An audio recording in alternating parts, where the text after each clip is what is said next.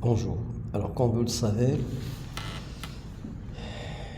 l'une des remarques les plus importantes du roman à thèse Le dernier jour d'un condamné de Victor Hugo est que c'est un roman qui a la forme d'un journal intime. Donc, ce condamné, normalement, est censé décrire la réalité affreuse et terrifiante d'un condamné à mort qui attend son exécution sur la place de Grève par la guillotine. Et donc Victor Hugo a voulu mettre en exergue le danger qu'encourt ce condamné quand il souffre. D'ailleurs, il le commence avec une figure de style de gradation chaque jour, chaque heure, chaque minute. Il habite avec cette pensée de la mort. Donc c'est ce qu'il dit au début du roman, dans l'Incipit.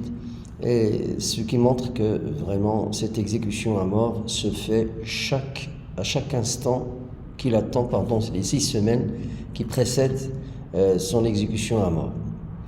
De même que le fait d'entendre le jugement ou la sentence prononcée par le juge pendant les 3 jours de flashback que le condamné à Bicêtre avait fait pour nous rappeler les circonstances pendant lesquelles s'est déroulé son procès juridique dans le tribunal.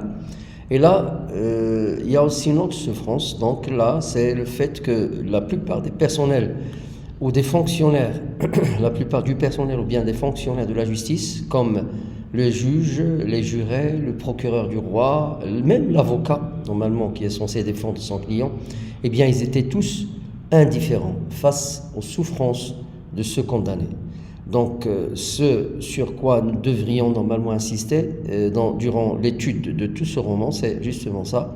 D'abord, l'effroyable réalité d'un condamné qui attend son exécution à mort.